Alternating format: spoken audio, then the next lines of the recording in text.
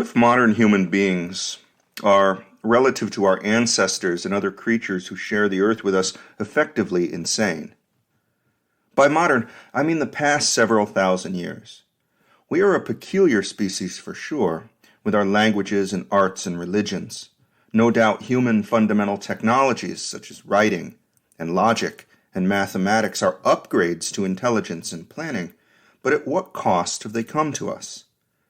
It is most apparent from where we now stand in history that we are poorly suited to our conditions, chimpanzees in cubicles as I've characterized us before. But this contemporary standpoint might be the wrong place to scrutinize. What ancient developments in the ways of humans might have led us astray from the solid footing of nature into the chaos of culture? When did hominids in our lineage first begin to use language? We tend to think of language as an extension of vocalizations, such as those that birds and other animals make, the mating calls of frogs and reptiles, the warning cries of monkeys when they spot a predatory bird overhead. But an extension of this vocalizing behavior seems insufficient to capture the immensity of what must have taken place in our ancestors. They didn't just gain a greater vocabulary of communicative noises. No, they started to think differently. Narrative was born. And now, as you might notice, we are almost totally engulfed by it. We are carried away even by the narrative of who we are and what we are doing. Maybe even more fundamentally, we are carried away by the narrative that we even exist. For what is being but a continuity in time? Is it the past and the future which do not really exist?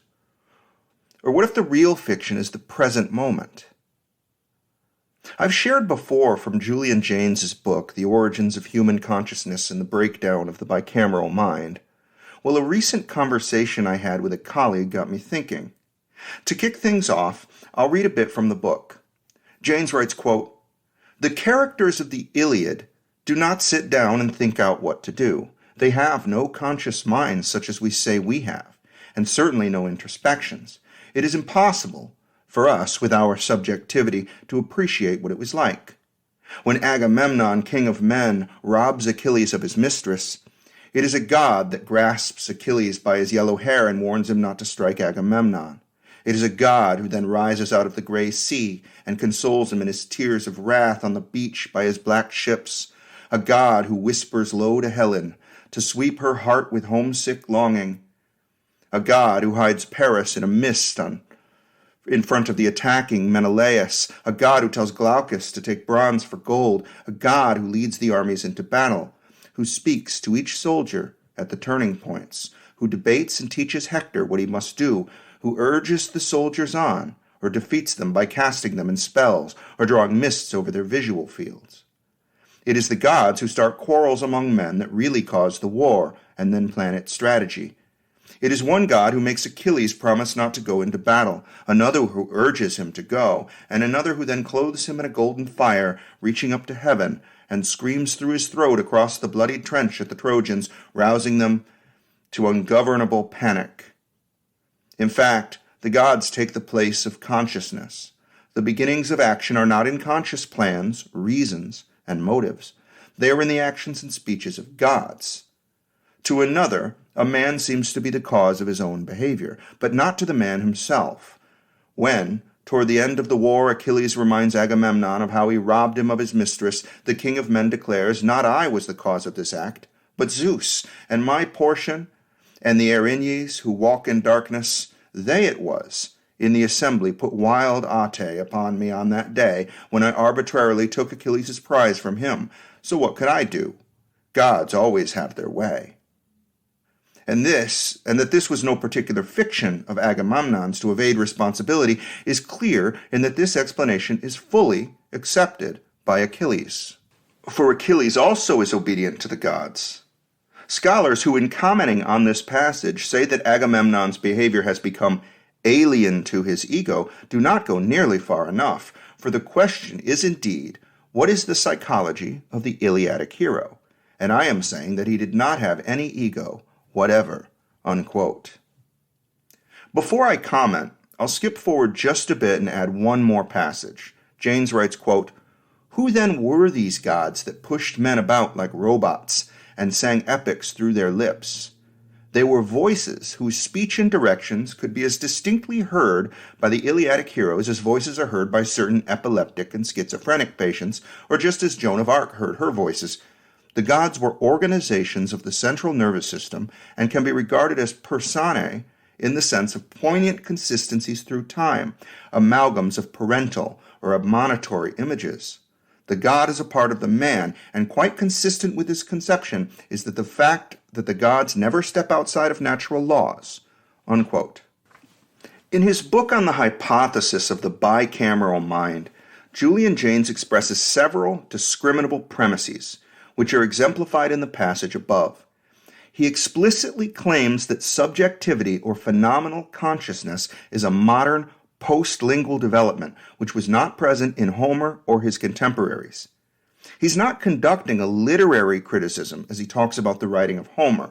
Rather, he is doing a psychological analysis of ancient people using the Iliad as a source. I think this is, in part, a brilliant approach, but in another part quite incoherent. There are distinctions which can be made that will establish perhaps weaker but more coherent hypotheses based upon Jaynes. To begin, let's look at these distinctions. The first pertains to conscious will and voluntary behavior. In the Iliad, we can observe that the will is often that of the gods rather than the human characters.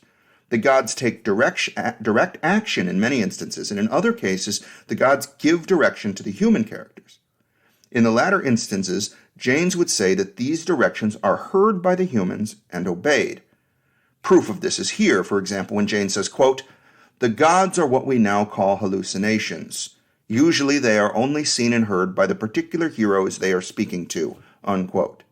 To see or to hear implies conscious perception. So which is it? Are the humans experiencing hallucinations during the events of ancient times, or are the humans having no experiences at all? Jaynes seems to want it both ways. I find the latter claim of no subjective experience in ancient people to be an absurdity. In the past, I more or less left Julian Jaynes behind on this basis. But here, I'm inclined to explore some of the more plausible ideas that he brings up. Suppose that ancient people actually did hear and follow the commands of what they understood to be gods. Suppose that once language became a fixture in thinking as well as communicating, one or more internal voices would occasion to manifest in the mind. In this version of the bicameral mind hypothesis, we leave out any claims about phenomenal consciousness itself and suggest simply that the will of ancient people was directed or influenced by hallucinated voices. Let's call this the bicameral will hypothesis. What other ideas can we pull out of Jaynes? Well, he makes the claim based upon the speech of Agamemnon to Achilles that ancient people had no ego. Here, the hypothesis might be that the self-construct is a new development of the modern human mind. Language makes this construct take shape and grip us in a way that was absent in archaic people. We will call this the bicameral ego hypothesis. I want to clean this up a bit so that I can make headway with it. Jaynes refers to the bicameral mind, and bicameral literally means having two rooms. So there are two parts of the mind being suggested.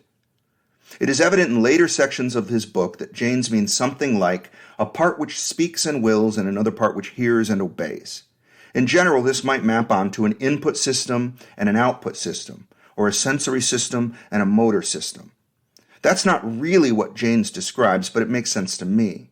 In fact, his book is called The Origin of Consciousness in the Breakdown of the Bicameral Mind. I might suggest something opposite, that the conscious will on the one hand and the conscious ego on the other are establishments of two distinct sectors, rather than their breakdown. The innovation of the modern post-lingual minds might be to separate off by abstraction a me from an overall experience. This new ego which comes into being is a fictional construct or partition of a unified conscious being. This me is a willful and self-interested actor. Thus, human consciousness somewhere along the line became possessed of self-consciousness. Perhaps the ego is an illusion, but it has some useful consequences. That's the hypothesis anyway. So in the end, I have collapsed the ideas of bicameral will and bicameral ego into a single hypothesis, an origin of self-consciousness through the partitioning of a unified mind.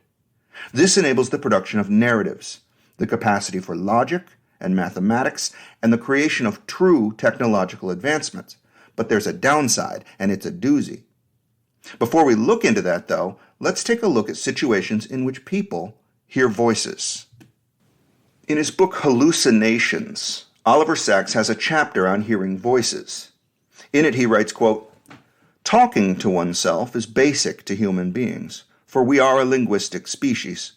The great Russian psychologist Lev Vygotsky thought that inner speech was a prerequisite of all voluntary activity. I talk to myself, as many of us do, for much of the day, admonishing myself, encouraging myself, complaining, and more rarely, congratulating myself. Those voices are not externalized. I would never mistake them for the voice of God or anyone else.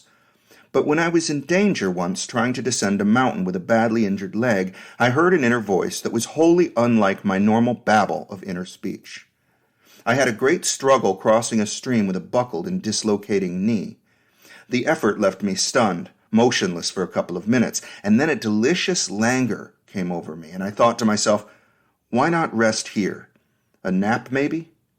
This was immediately countered by a strong, clear, commanding voice which said, you can't rest here, you can't rest anywhere, you've got to go on. Find a pace you can keep up and go on steadily. This good voice, this life voice, braced and resolved me. I stopped trembling and did not falter again. Joe Simpson, climbing in the Andes, also had a catastrophic accident, falling off an ice ledge and ending up in a deep crevasse with a broken leg. He struggled to survive, as he recounted in Touching the Void, and a voice was crucial in encouraging and directing him, unquote. Apparently this is something which commonly happens in such emergencies, the hearing of an encouraging and commanding voice. It's quite the opposite of the accusations and persecutions which occur in schizophrenia. These are better described as demons than they are as guardian angels. In his book, Julian Jaynes addresses schizophrenia, hypothesizing that it is a relapse into the bicameral mind. He writes, quote, if we confine ourselves to florid, unmedicated schizophrenics, we can state that hallucinations are absent only in exceptional cases. Usually, they predominate, crowding in persistently and massively, making the patient appear confused, particularly when they are changing rapidly. In very acute cases, visual hallucinations accompany the voices, but in more ordinary cases, the patient hears a voice, or many voices, a saint or a devil, a band of men under his window who want to catch him, burn him, behead him. They lie in wait for him, threaten to enter through the walls, climb up and hide under his bed or above him in the ventilators. Unquote. A bit later he writes, quote, now one of the most interesting and important aspects of all this in respect to the parallel with the bicameral mind is the following. Auditory hallucinations in general are not even slightly under the control of the individual himself, but they are extremely susceptible to even the most innocuous suggestion from the total social circumstances of which the individual is a part. Unquote. I see the connection, but I think Jaynes's idea is misguided. Imagine a clan or a tribe of early humans, prehistoric schizophrenics attempting to survive. Schizophrenia and other severe mental illnesses are clearly not reversions to an ancestral state that would be viable. The schizophrenic is not fit to his environment, even to an environment of antiquity. His thoughts are fragmented and confused, as are his behaviors. If he were a wild animal, he would not be in quiet pursuit of his prey. He would be cowering in the back of his den, gnawing his own leg off, or striking at phantom pursuers with a bone club. It seems more likely, especially given how common schizophrenia is and how many different world cultures have it, that severe mental illness is a risk to having a modern human mind. In the arms race for great intelligence, mutations abound which tilt the system too far. Autism is a kind of example. The capacity to systematize is grown at the expense of social ability. Nothing is free. And perhaps the maximizing of narrative and linguistic reasoning likewise tilts toward chaos and the hearing of voices. Oliver Sacks writes, quote, some researchers have proposed that auditory hallucinations result from a failure to recognize internally generated speech as one's own. Perhaps there is some sort of physiological barrier or inhibition that normally prevents most of us from hearing such inner voices as external. Perhaps that barrier is somehow breached, or undeveloped in those who do hear constant voices, unquote. This is perhaps in better support of my own hypothesis, that ego consciousness is a post-lingual development. What do other animals think about? If the construction of narratives is a human innovation, do non-human animals really think at all? I'm not suggesting that they aren't conscious, that animals lack subjective experience, but do they have a sense of self, a narrative me with a past and a present and a future? Human infants lack such a construct. Psychosis doesn't admit to an absence of narrative, it's just that the narrative is out of control. A radio broadcast of the President's State of the Union address is believed to contain secret messages just for you. Everything is connected and meaningful. This is not the absence of narrative, but the spinning up of a super-narrative. Why are they always voices whispering or screaming in the schizophrenic mind? Isn't this connected to language and semantic thinking? It seems unlikely that pre-linguistic hominids would have had such hallucinations. Their substrate in the cerebral cortex is almost certainly those parts of the temporal lobe concerned with language production and comprehension. Those brain structures would not even feature in pre-linguistic primates. Religion, mythology, history, even science takes the structure of narrative.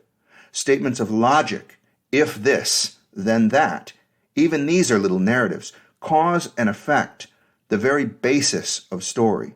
Not only do we live in a narrative fashion, taking the day in through its paces, from this to that with purpose, we also have the ability to talk about it. We feel like individual selves living through an ongoing story, and we can tell stories about other individual selves. The self is thus the center of the world as far as we are concerned. Accepting the existence and value of other selves is like allowing that there are parallel universes just as real as the one in which we are situated. It's a belief about others, a prying hope that we are not alone. We are so sentimental. That we value other creatures, one might argue, is to our moral credit.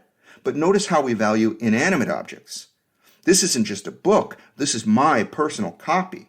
This isn't just a guitar. This is the guitar I took on that trip that means so much to me. This isn't just cotton and string. This is Teddy, my childhood bear, and if you touch him, I'll kill you. Am I being just as sentimental and foolish in my attachment to Jessie? Am I insane? I started this discussion with the question, what if modern human beings are, relative to our ancestors and other creatures which share the earth with us, effectively insane? What I meant can now be made more clear. Having the capacity to produce and understand language might be part of developing abstract intelligence. After all, these sounds we utter and alphabetic characters we draw are not the meanings they convey. They are symbols for concepts. Moreover, the same process of symbolic thinking enables the creation of metaphors and stories, true ones as well as fictional. For the first time, the concept of self emerges, like the concept of the number 0, something unreal which is necessitated by theory.